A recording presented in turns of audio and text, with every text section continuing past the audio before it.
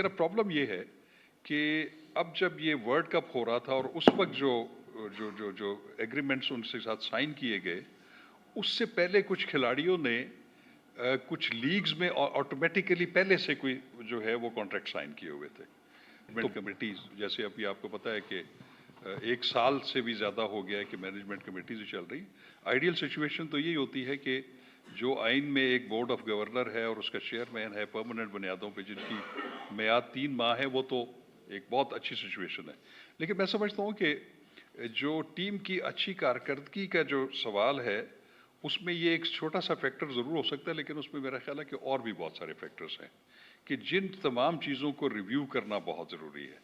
اور میں یہ یقین رکھتا ہوں کہ ابھی جو بورڈ آف گورنر نیا آئے گا اور جو چیئرمین نئے آئیں گے، وہ ان تمام چیزوں کو سامنے رکھیں گے کہ یہ جو انکنسسٹنسی کی وجہ سے بھی اگر ٹیم میں کوئی، کیونکہ اس کا as such direct impact team پہ نہیں پڑتا. ٹیم پہ ہوتا ہے کہ اس کی سلیکشن کیسی ہو، اس کی کوچنگ کیسی ہو، ان کی ٹریننگز کیسی ہوں.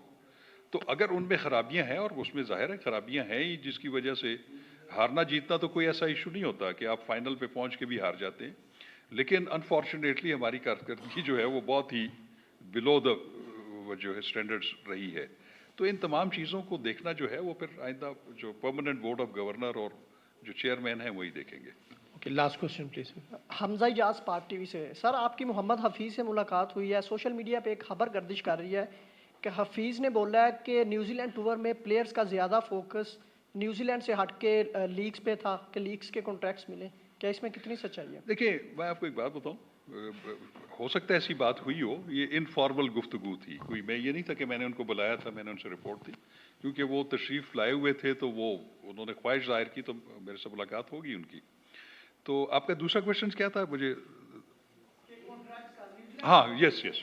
ہاں، یہ ایک بڑا یہ میری نالج میں آیا ہے اور یہ بات حقیقت بھی ہے کہ یہ تھوڑا سا ایک چیز ہے جس کو دوبارہ ریسٹرکچر کرنے کی ضرورت ہوگی.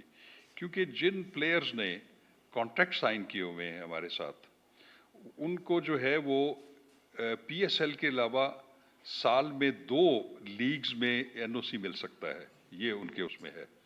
لیکن اب پرابلم یہ ہے کہ اب جب یہ ورلڈ کپ ہو رہا تھا اور اس وقت جو ایگریمنٹس ان کے ساتھ سائن کیے گئے، اس سے پہلے کچھ کھلاڑیوں نے کچھ لیگز میں آٹومیٹیکلی پہلے سے کوئی جو ہے وہ کانٹریکٹ سائن کیے ہوئے تھے. تو بعد میں افیکٹ اس کا یہ ہوا کہ جب پاکستان کے جو کچھ کو ضرورت پڑی ان کی، تو وہ پھر آلریڈی کمیٹڈ تھے ادھر.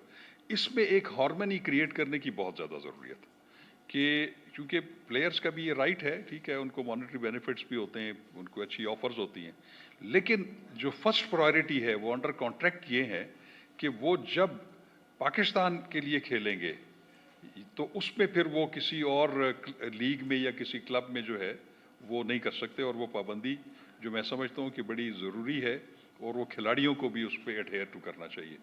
یہ جو مسئلہ ہے کہ ان کی انڈیپینڈنٹ لیگز میں کھیلنے کا، اور جب پاکستان کی ضرورت ہو اس وقت انہوں نے کیا کرنا ہے، یا وہاں سے ہم نے دیکھا ہے کہ کچھ مثالیں ایسی ہیں کہ ورلڈ کپ میں ہمارے کچھ کھلاڑی جو تھے وہ اویلیبل نہیں تھے، وہ کہیں پہ لیگز کھیل رہے تھے.